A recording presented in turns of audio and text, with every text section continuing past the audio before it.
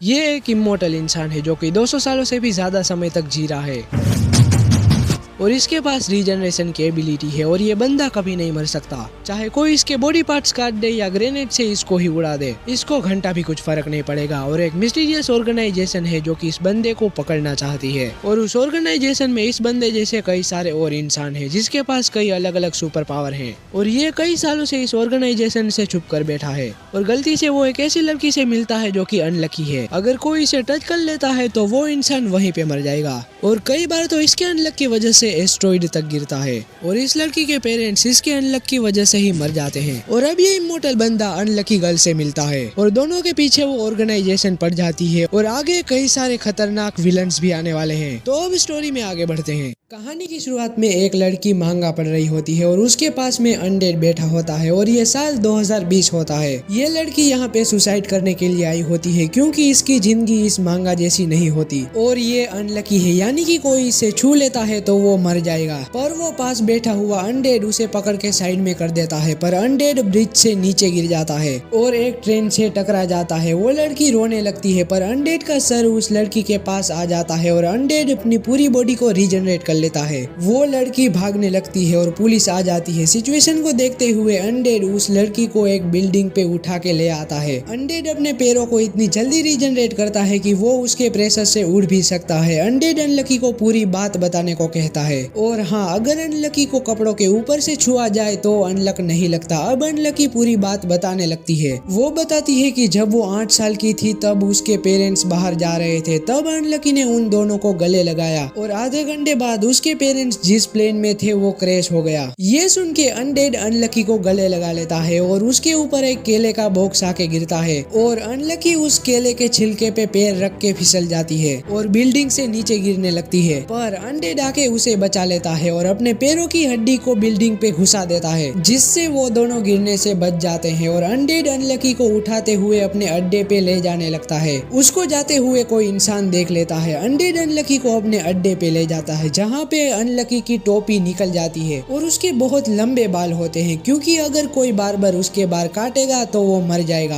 ये देख के अनडेड अनलकी के बाल काटने लगता है। और यहाँ मैं एक बात बता दूं कि अनलकी को कोई छूता है तब उस पे अनलक नहीं पड़ता, जब अनलकी को छू के छोड़ता है तब थोड़ी देर बाद अनलक का असर होता है। अनडेड अनलकी के बालों को काट देता है और तभी एक आदमी आके अनडेड का गला काट देता है और उसको एक जगह पे बंद कर देता है जिससे वो रीजनरेट ना कर पाए। ये लोग इन दोनों को पकड़ने के लिए आए होते हैं और इन दोनों का इस्तेमाल वो अपने फायदे के लिए करना चाहते हैं। पर अनडेड पे एक बहुत जोरदार बिजली गिरती है क्योंकि उसने 15 मिनट तक अनलकी के बाल काटे थे। अब अनडेड रीजनरेट कर लेता है और अपने सर से एक कांच जैसी कोई चीज बाहर निकालता है और वो ये इसलिए करता है क्योंकि उसके पास 100 साल से भी ज्यादा का एक्सपीरियंस है और वो इस कांच जैसी चीज से अपना दिमाग बंद कर लेता है जिससे उसकी 100 साल की मेमोरी बाहर ना निकल पाए। और अगर ऐसा नहीं करता तो उसका दिमाग इतनी सारी मेमोरी को झेल नहीं पाएगा। अनडेड उसके सारे साथियों को मार देता है पर वो आदमी अनलकी को होस्टेज बना लेता है और अनडेड से कहता है कि तुम्हारा गला मुझे दे दो वरना मैं इसका गला काट दूंगा। अनडेड अपना गला काट लेता है और अनलकी भाग के उसके गले पे एक किस कर लेती है और अनलकी वहां से भाग जाती है और अनडेड रीजनरेट होके उस आदमी को पकड़ लेता है और अनडेड के ऊपर एक पूरा का पूरा एस्ट्रॉइड गिरता है और पूरी की पूरी बिल्डिंग खत्म हो जाती है और वो आदमी भी मर जाता है। अब अनडेड रीजनरेट होके बाहर निकल जाता है और अब दोनों बात करने लगते हैं। अनलकी बताती है कि मेरा नाम फूको है और अनडेड से उसका नाम पूछती है। अनडेड कहता है कि मेरा कोई नाम ही नहीं है, फूको इसका नाम एंडी रखती है और इस वीडियो में मैं इस लड़की का नाम बर्फी बोलूंगा और इस आदमी का नाम मैं एंडी ही बोलूंगा। अब एंडी बर्फी को अपने घर ले जाता है जहाँ पर दुनिया भर के वेपन्स पड़े होते हैं। एंडी ने पूरी दुनिया में ऐसी कई जगह बना रखी है। एंडी बर्फी को एक बुलेट प्रूफ आर्मर देता है। बर्फी एंडी को उन लोगों के बारे में पूछती है जिसने उन दोनों को पकड़ने की कोशिश की थी। एंडी कहता है कि वो एक ऑर्गेनाइजेशन है जो कि उन लोगों को पकड़ते हैं जिनके पास कोई पावर होती है। उनके हिसाब से हम जैसे लोग इस दुनिया के लिए खतरा हैं। इन जैसे लोगों को निगेटर्स कहते हैं और एंडी को उन लोगों ने 50 साल पहले पकड़ लिया था और वहाँ उस पे 10 साल लैब पे एक्सपेरिमेंट हुए थे पर एंडी वहाँ से भाग गया था और तब तक वो भाग ही रहा है और अब हम दोनों को भी भागते रहना पड़ेगा। और अब दोनों बोरिया बिस्तर बांध के जाने लगते हैं पर तभी आसमान में एक एक क्रैक आ जाता है और एंडी समझ जाता है कि ये यूनियो है। उसमें से एक रोबोट बाहर निकल के एंडी को एक पंच मार देता है और बर्फी दूर जाके गिरती है। एंडी घायल हो जाता है और एक और दूसरा आदमी आके बर्फी को भी पकड़ लेता है और बर्फी के पैरों को फ्रीज कर देता है और एंडी हिल नहीं पाता। एंडी समझ जाता है कि इन दोनों के पास फ्रीज करने की पावर है। दोनों के पास पावर तो एक ही है पर उसकी रेंज और कवरी अलग अलग है। और अब एंडी हिल पाता है और उस रोबोट पे हमला कर देता है। दोनों एक दूसरे को बहुत बेरहमी से मार रहे होते हैं। अब बर्फी उस नीले वाले बंदे को पूछती है कि तुम हमारे पीछे क्यों पड़े हो। वो नीले बालों वाला बंदा कहता है कि तुम दुनिया में बहुत ज्यादा तबाही मचा सकते हो और अगर हम तुम्हें छोड़ भी देते हैं तो कोई दूसरा इंसान आके तुम्हारे पीछे पड़ जाएगा। वो लोग जिनके पास सुपर ह्यूमन पावर होती है उनको निगेटर्स कहा जाता है और हमें कोई इसलिए नहीं पकड़ता क्योंकि हमने यूनियन को ज्वाइन करके रखा है। जिसने यूनियन को ज्वाइन किया होता है उस पे कोई हमला नहीं करता पर यूनियन के लोगों को कुछ मिशंस करने पड़ते हैं। पर इसमें सिर्फ 10 सीट है और वो सारी भर चुकी है। अब रोबोट बर्फी को मारने के लिए आता है पर एंडी अपनी बॉडी को रीजनरेट करके बर्फी को बचा लेता है और अब एंडी डिसाइड करता है कि वो उन दोनों को मार देगा और खुद यूनियन में शामिल हो जाएगा। अब बर्फी एंडी को कुछ देर के लिए टच करती है और वहाँ से भाग जाती है। एंडी पे एक ट्रक आके गिरता है पर तीनों बच जाते हैं और एक बिल्डिंग पे जाके गिरते हैं और एंडी छूट जाता है और सोचता है कि वो रोबोट से लड़ते हुए हिलना बंद कर देता है, मतलब वो अनअवॉइडेबल हो सकता है। पर उस नीले बालों वाले का मुझे अभी तक कुछ पता नहीं चला। पर बिल्डिंग पे बॉम्ब लगे होते हैं और वो फट जाते हैं और पूरी बिल्डिंग खत्म हो जाती है और अब एंडी अपनी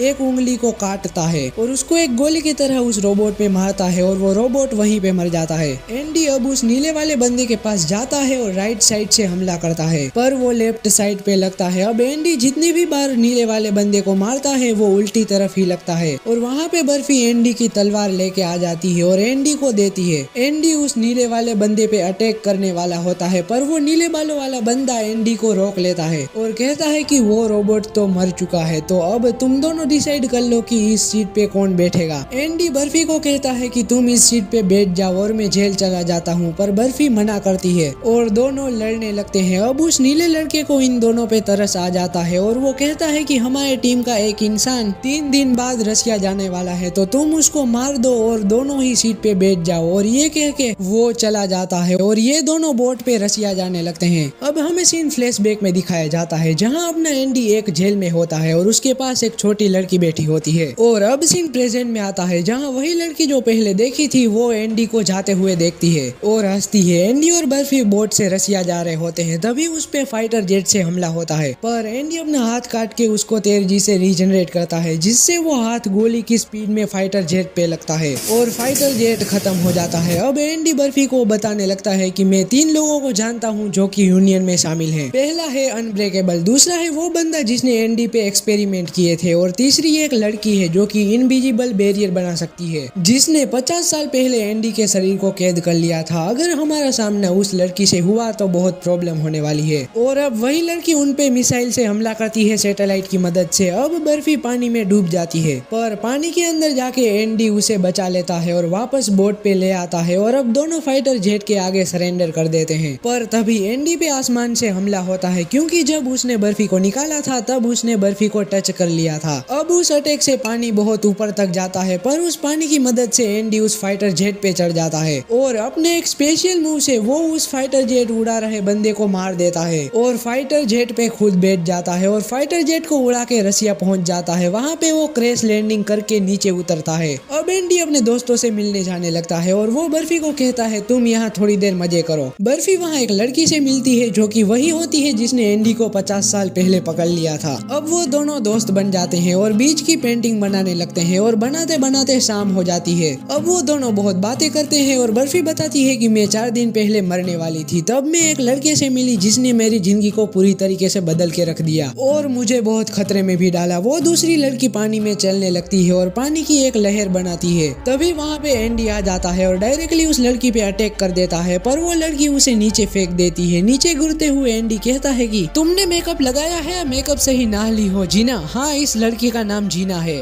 अब एंडी बर्फी को बताता है कि ये वही लड़की है जिसने मुझे 50 साल पहले कैद कर लिया था। अब वो लड़की पानी की सीढ़ी बना के नीचे उतरती है और एंडी को कहती है अच्छा तो तुम मुझे मार के खुद ऑर्गेनाइजेशन में ज्वाइन होना चाहते हो। और अब अगले सीन में वो नीले बालों वाला लड़का मेडिटेशन कर रहा होता है। इसके बाल नीले हैं इसलिए मैं इसको अब ओगी बुलाऊंगा। होगा। ओगी अपनी मेड को एंडी की लड़ाई के बारे में बताने लगता है और वो चाहता है कि वो दोनों ग्रुप में ज्वाइन हो जाएं। अब यहाँ एंडी गेना को मारने की कोशिश करता है पर गेना बैरियर की वजह से बच जाती है। एंडी उसे कहता है कि तुमने मुझे 50 साल पहले फंसाया था, इसीलिए अब मैं तुम्हारे झांसे में नहीं आने वाला। यहाँ पता चलता है कि गेना एंडी से प्यार करती है और वो एंडी के साथ रहना चाहती है, पर अब उसके बीच में बर्फी आ गई है। अब वो बर्फी को कहती है कि हम दोनों फाइट करेंगे और जो जीतेगा वो एंडी को लेके जाएगा, पर एंडी उस पे ग्रेनेड फेंक देता है। गेना को कुछ भी फर्क नहीं पड़ता। एंडी अपने कटाना से उस पे हमला करता है पर उसके आसपास बैरियर होता है, इसीलिए वो कुछ भी नहीं कर पाता और एंडी गेना से दूर हो जाता है। एंडी की खोपड़ी में एक आइडिया आता है और वो अपने मुंह के अंदर एक ग्रेनेड रख लेता है और अपने सर को काट के हवा में फेंक देता है। ग्रेनेड फट जाता है और उसका खून हर जगह पे फैल जाता है। एंडी खुद को रीजनरेट कर लेता है। अब एंडी को पता चल चुका है कि गेना की एबिलिटी अनचेंज है, जिससे वो अपने आसपास की चीजों को मोल्ड करती है एक ऑब्जेक्ट में और वो हवा को मोल्ड करके गेना अपना बैरियर बनाती है। एंडी के खून से गेना का बैरियर दिख रहा होता है। अब बर्फी एंडी से चिपक जाती है और अपना अनलक एंडी को देने लगती है। गेना एंडी पे हमला करती है पर वो उसे डोज करके हवा में उड़ने लगता है। एंडी के खून से सारी चीजें लाल हो चुकी थी, इसलिए वो गेना के इनविजिबल हाथों को देख पाता है। अब गेना एंडी पे हमला कर देती है पर वो अपनी तलवार से गेना के सारे हमलों को रोक देता है, पर वो हमला इतना पावरफुल था कि एंडी दूर जाके गिरता है। अब गेना अपनी पूरी पावर से एंडी पे हमला करती है पर वो उससे बचते हुए बर्फी को कहता है कि गेना के बैरियर के नीचे एक होल है जिससे वो बैरियर में होते हुए भी चल पाती है, तो अब मैं उस होल के अंदर जाने वाला हूँ। अब एंडी अपने हाथ को काट देता है और उस खून से गेना का पूरा बैरियर कवर हो जाता है और अब एंडी और बर्फी मिलके बैरियर को घुमा देते हैं और अब वो होल सामने की तरफ आ जाता है और एंडी उसके अंदर चला जाता है।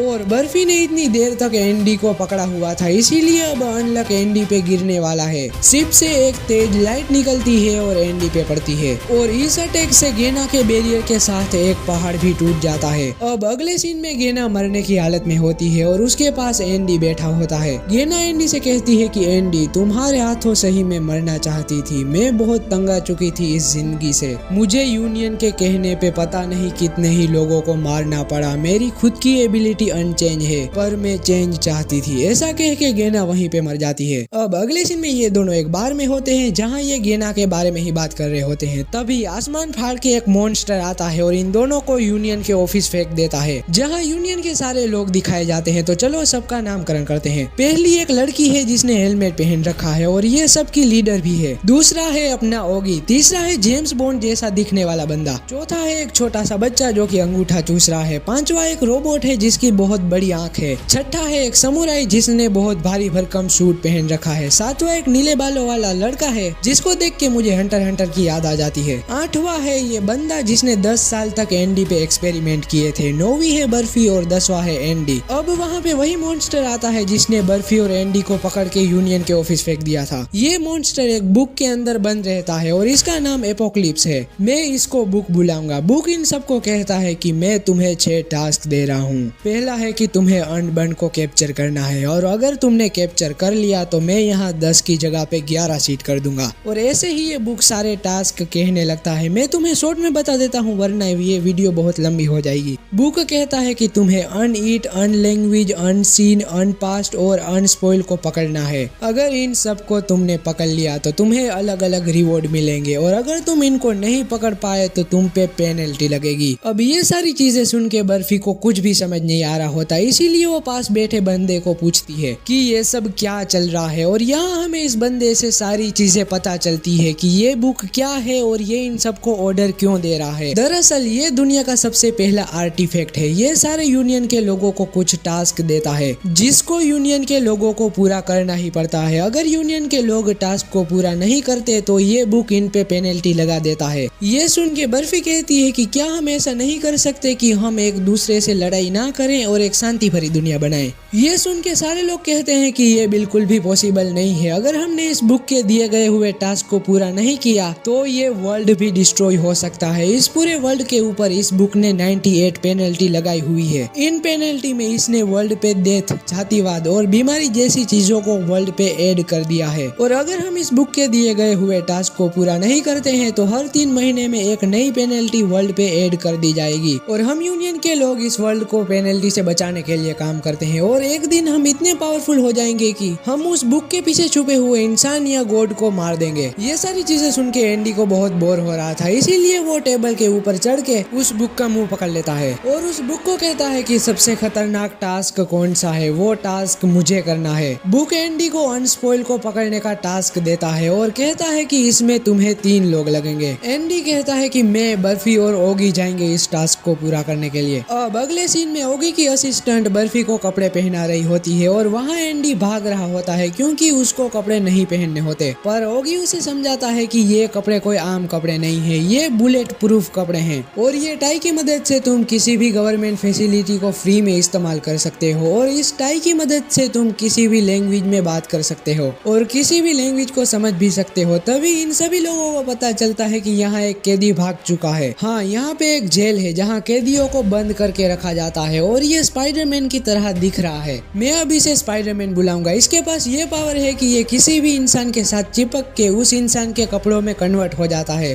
और उस इंसान को कंट्रोल भी कर सकता है। अब स्पाइडरमैन उस असिस्टेंट के कपड़ों में बदल जाता है और उसको कंट्रोल करने लगता है। अब वो असिस्टेंट एंडी और ओगी पे हमला कर देती है, पर वो दोनों उस हमले से बच रहे होते हैं। तभी बर्फी आके उस असिस्टेंट को छू लेती है। अब उस असिस्टेंट पे ईंट गिरती है और वो असिस्टेंट बेहोश हो जाती है। स्पाइडरमैन अब उसकी बॉडी को छोड़ के एंडी की बॉडी पे चिपक जाता है, पर वो एंडी की बॉडी को कंट्रोल नहीं कर पाता क्योंकि एंडी के सेल्स वापस रीजनरेट हो जा रहे होते हैं। अब स्पाइडरमैन एंडी का दोस्त बन जाता है और एंडी के शरीर पे कपड़े बन के चिपक जाता है और अब वो एंडी के कपड़े बन के रहेगा और अब उसकी लीडर सबको अपने अपने मिशन में जाने को कहती है। लीडर एंडी को कहती है कि अब न्यूयॉर्क सिटी में एक सड़ी हुई लाश घूम रही है, हो सकता है कि ये अनस्पॉइल हो, इसीलिए तुम वहाँ पे अनस्पॉइल को ढूंढो। अब अगले सीन में ये तीनों अनस्पॉइल को पकड़ने जा रहे होते हैं। बर्फी यूनियन के दिए हुए डॉक्यूमेंट्स को पढ़ती है जिसमें ये पता चलता है कि अनस्पॉइल किसी भी चीज को सड़ा के खत्म कर सकता है। अब ये तीनों लोग उस जगह पे पहुंचते हैं जहाँ पे बहुत बड़ी दीवार होती है, पर एंडी ग्रेनेड लॉन्चर निकालता है और उस दीवार पे गोली मार देता है जिससे वो दीवार टूट जाती है और उस दीवार से कई सारे ज़ॉम्बीज निकल के एंडी पे अटैक कर देते हैं। ये सारे ज़ॉम्बीज इंसान थे, पर अनस्पॉइल ने इनको ज़ॉम्बीज बना दिया। ओगी एंडी को बताता है कि अब ये सारे ज़ॉम्बीज इंसान नहीं बन सकते। ये सुनते ही एंडी अपने ट्रक से सारे ज़ॉम्बीज को सल्लू भाई की तरह उड़ाने लगता है। अब एंडी ट्रक से बाहर निकलता है और सारे ज़ॉम्बीज को अपने कटाना से मारने लगता है। एंडी अपने अलग अलग टेक्निक का इस्तेमाल करता है और सारे ज़ॉम्बीज के चीथड़े उड़ा देता है। वो लिटरली खून की बारिश कर देता है, पर उसमें से एक ज़ॉम्बी बच जाती है और एंडी के पास आती है और उसकी दोस्त बन जाती है। दरअसल ये पूरी ज़ॉम्बी नहीं बनी होती। अब ओगी एंडी को कहता है कि हम जिस बंदे को पकड़ने के लिए आए हैं, हो सकता है कि वो अपनी एबिलिटी टच करके इस्तेमाल कर सकता है या देख के इस्तेमाल कर सकता है। ये भी हो सकता है कि एक पर्टिकुलर जोन के अंदर वो अपनी एबिलिटी का इस्तेमाल कर सकता है, इसीलिए हम तो ट्रक से बाहर नहीं निकलने वाले। अब एंडी का कपड़ा एंडी को कहता है कि पेट में कुछ हो रहा है। एंडी अपना पेट चेक करता है तो उसे पता चलता है कि उसके पेट पे एक टाइमर लग चुका है जो कि धीरे धीरे नीचे गिर रहा है, यानी कि अब अनस्पॉइल की एबिलिटी एंडी पे लग चुकी है। अब बर्फी और ओगी अपना पेट चेक करते हैं, पर उनके पेट पर कोई टाइमर नहीं होता। कुछ देर के बाद एंडी के पेट पे लगा टाइमर 0 पे आ जाता है और एंडी सड़ने लगता है, पर एंडी खुद को रिजनरेट कर लेता है, पर वो वापस से सड़ने लगता है। अब ये साइकिल चलती रहती है और अब एंडी की आधी बॉडी ज़ॉम्बी बन जाती है, पर एंडी को इससे कुछ फर्क नहीं पड़ता। एंडी अब ज़ॉम्बीज की भाषा को भी समझ सकता है। अब वो ज़ॉम्बी गर्ल एंडी को कहती है कि अगर तुम मुझसे शादी कर लो तो मैं तुम्हें अनस्पॉइल की लोकेशन बता दूंगी। एंडी इस बात पे मान जाता है और ज़ॉम्बी गर्ल को शादी करने के लिए ले जाने लगता है। अब ट्रक के पास में एक बंकर होता है जहाँ से एक बच्चा बर्फी और ओगी को देखता है और वापस बंकर में चला जाता है। बर्फी उस बच्चे को देख लेती है और उसके पीछे बंकर में चली जाती है। उस बंकर में 4 बच्चे होते हैं। एक बच्चा बर्फी और ओगी पे गन तान देता है। बर्फी कहती है कि हम तुम्हारी मदद करने के लिए आए हैं, और यह कह के बर्फी और ओगी अनस्पॉइल के जोन में आ जाते हैं और उनके पेट में भी टाइमर चलने लगता है। बर्फी उस बच्चे को गले लगा लेती है जिससे अब बच्चों को उन दोनों पे यकीन हो जाता है। दूसरी तरफ एंडी और ज़ॉम्बी गर्ल चर्च में शादी कर रहे होते हैं। अरे भाई, ये चल क्या रहा है इस एनीमे में? यहाँ एंडी ने ज़ॉम्बी गर्ल को शादी करने के लिए शादी के कपड़े पहना दिए होते हैं। अब ज़ॉम्बी गर्ल कहती है कि तुमने मुझे शादी के कपड़े पहना दिए हैं, इसके लिए थैंक यू, यही मेरा सपना था। अब तुम्हें मुझसे शादी करने की कोई जरूरत नहीं है। और बात रही अनस्पॉइल की, तो वो इस मूर्ति के पीछे छुपा हुआ है। ये सुन के एंडी तलवार निकाल के उस मूर्ति पे मारता है और उस मूर्ति से अनस्पॉइल बाहर निकलता है, जो कि एक बहुत बड़ा मॉन्स्टर होता है। ये बहुत खतरनाक दिख रहा है। इसने अपने अपने गैस से पूरा चर्च भी डिस्ट्रॉय कर दिया है। अब एंडी अपने दोनों हाथों को काटता है और चर्च की घंटी पे मारता है, जिससे वो घंटी अनस्पॉइल के मुंह में जाके लगती है। घंटी की आवाज से सारे ज़ॉम्बीज़ अनस्पॉइल को घेर लेते हैं।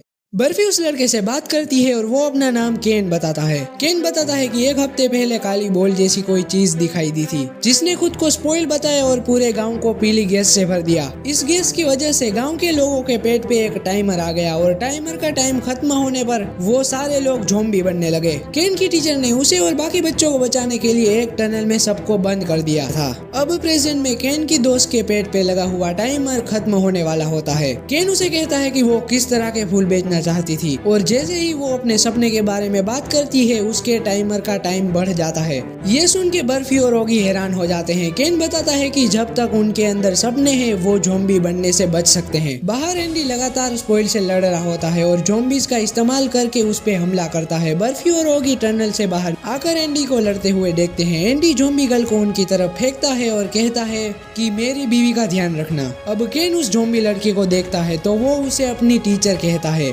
सारे बच्चे अपनी टीचर को देख के बहुत ज्यादा खुश हो जाते हैं। इस बीच एक ज़ॉम्बी बर्फी को छूता है, जिससे बर्फी का अनलॉक उस पे लग जाता है। जैसे ही वो ज़ॉम्बी स्पॉइल के पास पहुंचता है, एक बिल्डिंग का बोर्ड स्पॉइल पर गिरता है और वो ज़ॉम्बी वहीं पर मर जाता है। एंडी इस चीज को देखता है और सभी ज़ॉम्बीज़ को बर्फी को छूकर वापस स्पॉइल के पास आने का ऑर्डर देता है, ताकि वो स्पॉइल को ज्यादा डैमेज दे सके। ज़ॉम्बी लड़की बर्फी को गले लगाती है और बर्फी भी उसे गले लगा के बहुत ज्यादा इमोशनल हो जाती है और ये सच में इमोशनल सीन था। ज़ॉम्बी गर्ल स्पॉइल की तरफ दौड़ती है और स्पॉइल उसे पकड़ लेता है, पर स्पॉइल फिसल के नीचे एक घर पे गिरता है, जहाँ पर बहुत सारा गन पाउडर था, जिससे अब एक बहुत बड़ा धमाका होता है और स्पॉइल को बहुत ज्यादा डैमेज पहुंचता है। और वहाँ दूसरे ज़ॉम्बीज़ भी स्पॉइल के पास आ जाते हैं और फट जाते हैं, जिससे स्पॉइल बहुत ज्यादा घायल हो जाता है। अब बर्फी और ओगी एंडी को कहते हैं कि हमारे पेट पे भी टाइमर लग चुका है और स्पॉइल बचे कुछ ज़ॉम्बीज़ को अपने मुंह के अंदर खींचने लगता है और स्पॉइल अपने एक पावरफुल फॉर्म में ट्रांसफॉर्म हो जाता है और वो अब बहुत ज्यादा पावरफुल हो चुका है। स्पॉइल इन लोगों पर एक बीम शूट करता है, पर ओगी अपनी एबिलिटी का इस्तेमाल करता है, जिससे वो बीम दूसरी जगह पे शूट हो जाती है और स्टैच्यू ऑफ लिबर्टी पर जाकर लगती है और स्टैच्यू ऑफ लिबर्टी के चीथड़े उड़ जाते हैं। इस चीज से तुम अंदाजा लगा लो कि स्पॉइल का ये फॉर्म कितना पावरफुल है। अब स्पॉइल वापस एंडी और ओगी पे बीम शूट करता है। बीम जाके ओगी के ग्लव पर टच करती है, पर ओगी अपना हाथ तुरंत निकाल लेता है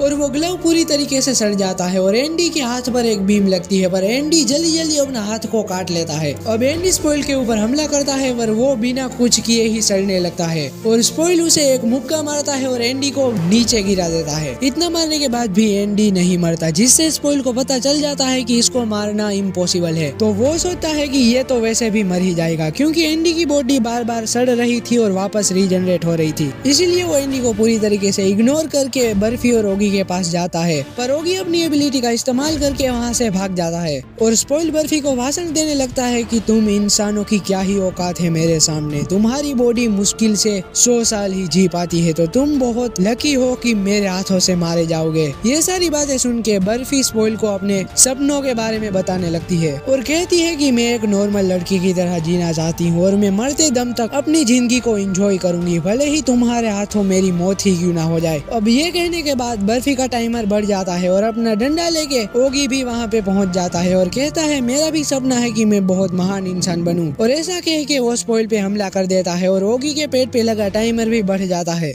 अब ओगी स्पॉइल पर स्टिक के साथ हमला करता है और एंडी उसे वार्न करता है कि अगर वो स्पॉइल के ज्यादा पास गया तो उसकी बॉडी भी सड़ने लगेगी, पर ओगी एक्सप्लेन करता है कि उसने स्पॉइल के सारे रूल को समझ लिया है। स्पॉइल का अटैक सिर्फ उसके आसपास काम करता है, इसीलिए बर्फी बच गई थी और ओगी के पास एक मैजिक स्टिक भी है, जिसको वो अपने मन मुताबिक छोटा या बड़ा कर सकता है। ओगी स्पॉइल पे अटैक कर देता है और बर्फी बहुत ज्यादा एक्साइटेड हो जाती है। इसके बाद ओगी की पावर क्या है वो हमें पता चलती है। जब वो किसी भी इंसान को देखता है तो वो इंसान उसकी इच्छा के अगेंस्ट काम करने लगता है और ये चीज स्पॉइल की समझ के परे है कि उसका सर खुद ब खुद ओगी के पास जा रहा है और उसकी पावर भी काम नहीं नहीं कर रही। स्पॉइल फ्रस्ट्रेट होकर भागने की भी कोशिश करता है पर वो ओगी के पावर के कारण कुछ भी नहीं कर पाता। एंडी सोचता है कि स्पॉइल को रोकने का एक तरीका है कि हवा में नमी कम हो, इसीलिए वो बर्फी के पेट को थोड़ा सा टच करता है और बर्फी उसे जोरदार चाटा मारती है। इसीलिए एंडी स्पॉइल के और पास जाने का डिसाइड करता है और ओगी को कहता है कि दूर हट जा क्योंकि यहाँ बहुत बड़ा धमाका होने वाला है। उसी टाइम जमीन फट जाती है और एंडी उसके अंदर चला जाता है और स्पॉइल ओगी और बर्फी पे धूल का झोंका फेंकता है।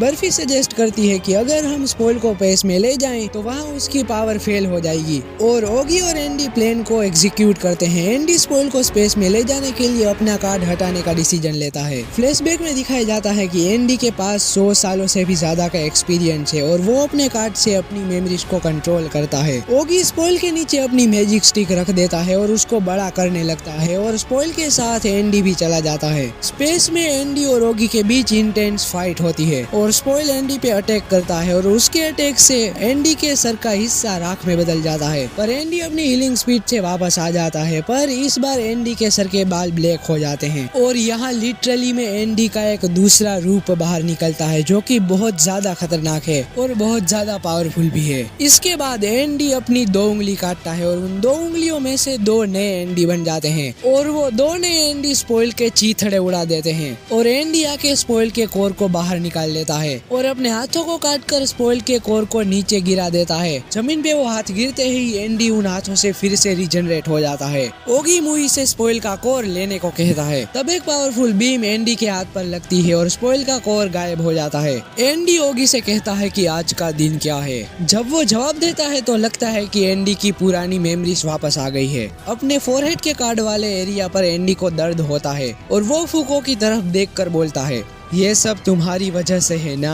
और इस एंडी का नाम विक्टर है। विक्टर ओगी और बर्फी को यहाँ से हटने को कहता है। ओगी सोचता है कि उसने एंडी की पावर को समझ लिया था पर फिर भी एंडी के अटैक को रोक नहीं पाया। एंडी ओगी को एक पंच मारता है जो कि इतना स्ट्रॉन्ग था कि एंडी का खुद का हाथ भी फ्रैक्चर हो जाता है। एंडी के फाइटिंग स्टाइल को देख के लगता है कि वो अपनी हेल्थ की परवाह किए बिना अटैक करता है। बर्फी हिम्मत करके एंडी के पास आती है और उसका पेट छूती है पर एंडी पे उसके अनलक का घंटा भी कोई फर्क नहीं पड़ता। अब विक्टर को बर्फी की पावर के बारे में पता चल जाता है कि वो किसी को भी छू के अपना अनलक स्प्रेड कर सकती है जो कभी कभी डिस्ट्रक्टिव चीजें जैसे मीटियोइड्स भी गिरा सकती है। विक्टर बर्फी को धमकाता है और उसके आगे अटैक करने के लिए बढ़ता है पर ओगी विक्टर के सामने आकर उसको पंच मार देता है। ओगी और बर्फी अब विक्टर के सामने डिफेंस कर रहे होते हैं। इस फाइट के बीच में आसमान से क्रैक आता है और वहाँ से सारे के सारे यूनियन मेंबर्स बाहर निकलते हैं और एंडी उन सब पे अटैक कर देता है पर एक रोबोटिक शील्ड उन्हें बचा लेती है। विक्टर बहुत ज्यादा पावरफुल है और यूनियन के कुछ अटैक को रिजिस्ट भी कर लेता है पर एक यूनियन मेंबर का स्पेशल वेपन से उसकी हीलिंग स्पीड स्लो हो जाती है।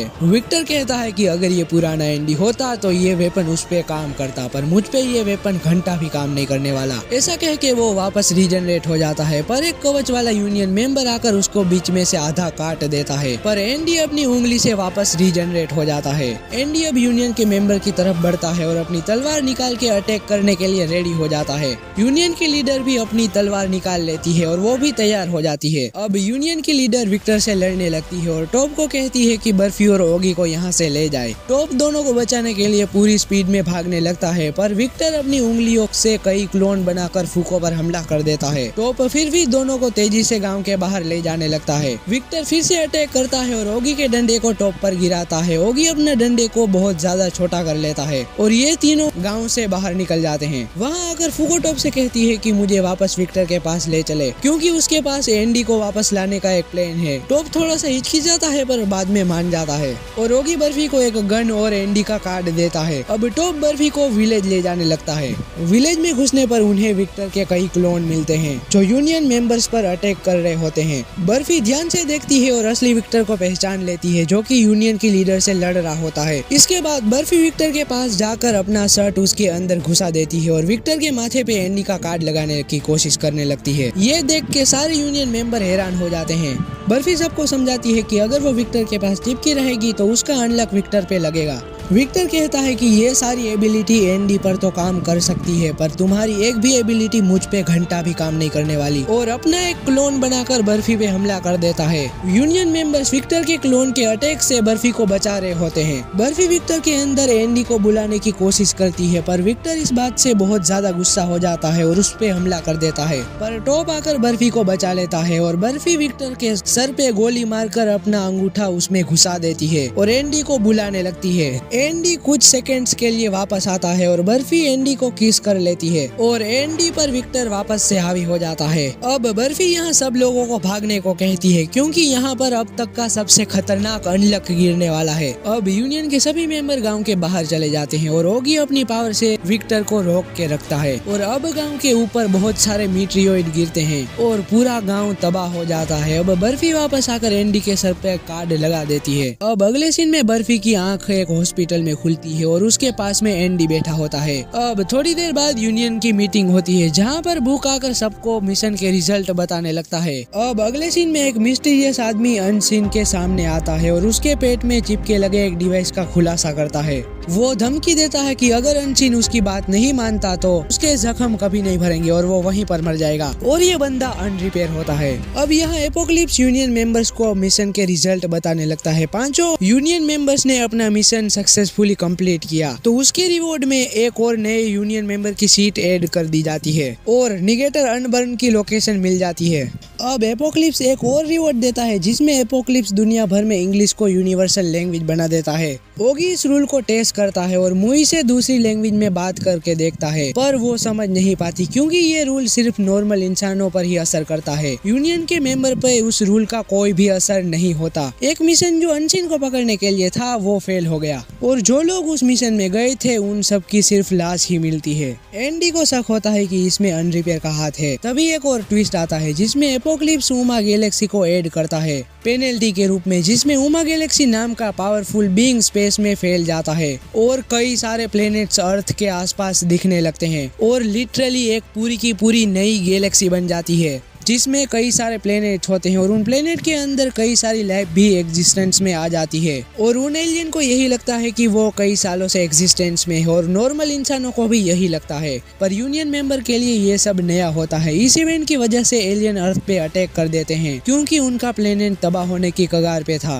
और उन्हें नया घर ढूंढना होता है। एलियन लीडर यूनियन को धमकाता है कि अगर उन्होंने सरेंडर नहीं किया तो वो सब मारे जाएंगे। यूनियन की लीडर आगे बढ़ के अपना हेलमेट उतारती है और अपनी अनजस्टिस पावर का इस्तेमाल करती है जिससे एलियन की स्पेसशिप एक दूसरे पर ही अटैक करना चालू कर देते हैं और उनकी सारी की सारी स्पेसशिप तबाह हो जाती है। यूनियन की लीडर सबको कहती है कि अब 99 पेनल्टी हो चुकी है और फाइनल पेनल्टी रैग्नारोक है जिसमें सारी दुनिया डिस्ट्रॉय हो जाएगी, इसीलिए सभी मिशन को कंप्लीट करना बहुत जरूरी हो गया है अब, नहीं तो इस आखिरी पेनल्टी का सामना करना पड़ेगा। पर वो एलियन अभी जिंदा था और घबराया हुआ था और यूनियन की लीडर उसे कहती है कि ओ तुम अभी जिंदा हो तो तुम जाते जाते पूरे स्पेस में ये बात फैला देना कि अर्थ से दूर रहे। अब अगले सीन में यूनियन की लीडर एंडी और बर्फी अगले मिशन की तैयारी कर रहे होते हैं जिसमें उन्हें अनरिपेयर को ढूंढना है और यूनियन को 11th मेंबर को भी ढूंढना है और इस चीज के लिए सिर्फ 3 महीने बचे हैं, नहीं तो एक और नई पेनल्टी इनका इंतजार कर रही होगी। अब अगले सीन में ये दोनों ब्राजील के एक मॉल में होते हैं जहाँ पे ये मस्त कपड़े खरीद रहे होते हैं और ये यहाँ पे अनरिपेयर को ढूंढने आए होते हैं। अब एंडी सूट पहन के बाहर निकलता है। अब सीन पास्ट में जाता है जहाँ पे ये दोनों लोग एक प्राइवेट जेट में बैठे हुए थे और वो लोग ब्लैक मार्केट ऑक्शन के बारे में डिस्कस कर रहे थे। इस ऑक्शन में कई सारे माफिया मेंबर्स आने वाले थे और अनरिपेयर के आने के भी थोड़े बहुत चांसेस थे क्योंकि उस ऑक्शन में यूएमए और आर्टिफैक्ट्स को खरीदा या बेचा जाने वाला था और हमें वहाँ भेस बदल के जाना है और सारे पासिस का जुगाड़ निको ने पहले ही कर दिया है। अब यहाँ दोनों ऑक्शन हॉल में पहुँचते हैं जहाँ बर्फी नर्वस हो जाती है। एंडी उसे रिलैक्स करने के लिए वॉक पे ले जाता है और वहाँ एंडी कहता है कि मुझे विक्टर के बारे में कुछ भी नहीं पता और मैं उसे जानता भी नहीं हूँ और मुझे बचपन की कोई मेमोरी भी याद नहीं है, शायद विक्टर ही ओरिजिनल है और वो वापस जरूर आएगा। इस पर बर्फी एंडी से वादा करती है कि वो उसे बचाने के लिए अपना अनलक का इस्तेमाल जरूर करेगी। अब ये दोनों लोग ऑक्शन में वापस आते हैं जहाँ एंडी और बर्फी कुछ लोगों की बातें सुनते हैं जहाँ लोग यूएमए को पका के खाने की बात कर रहे होते हैं। इस दौरान बर्फी रियलाइज करती है कि अगर एंडी नहीं होता तो उसकी जिंदगी भी यूएमए जैसी होती। एंडी बताता है कि निगेटर्स के पास ज्यादा ऑप्शन नहीं होते और उनको ऐसी ही जिंदगी जीनी पड़ती है।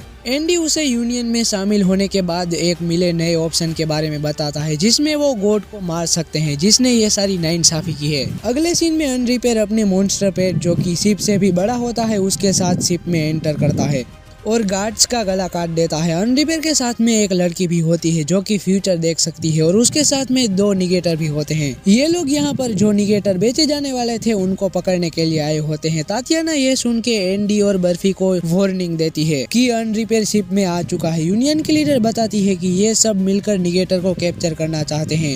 यूनियन गॉड को मारना चाहता है पर ये एक ऐसा ग्रुप है जो कि बदला लेना चाहता है और फोर्सफुली निगेटर को अपने ग्रुप में शामिल करवाता है। अब बर्फी और एंडी फाइट के लिए तैयार हो जाते हैं। अब एंडी और बर्फी अनरिपेयर से लड़ने जा रहे होते हैं। एंडी तातियाना से कुरिकारा नाम की एक स्वॉर्ड मांगता है और कुछ गार्ड्स उसे रोकने की कोशिश करते हैं पर वो तलवार लेकर अपना ही गला काट लेता है। बर्फी उसका सर गार्ड्स की तरफ फेंकता है और उसके सर पे अनलक लग जाता है जिससे वहाँ बहुत बड़ा धमाका हो जाता है। अब एंडी और बर्फी उस जगह पे पहुँचते हैं जहाँ पे ऑक्सन की सारी चीजें रखी होती है। रास्ते में डायनामाइट रखे होते हैं और वो ब्लास्ट हो जाते हैं। इस बीच एक निगेटर जो कि ऑक्सन के लिए रखा गया था वो भाग जाता है और गार्ड्स उसे देख लेते हैं। निगेटर अपनी एबिलिटी का इस्तेमाल करके गार्ड से बच जाता है। अब इसका पास्ट दिखाया जाता है कि कैसे यूनिफिकेशन यानी जब बुक ने सारी भाषाओं को इंग्लिश में कन्वर्ट कर दिया था और क्योंकि ये रूल निगेटर पे लागू नहीं होता इसीलिए उसे इंग्लिश समझ नहीं आती और सारे लोग इंग्लिश में ही बात कर रहे थे। इसीलिए माफिया के लोगों ने इसे निगेटर के रूप में पकड़ लिया गया था।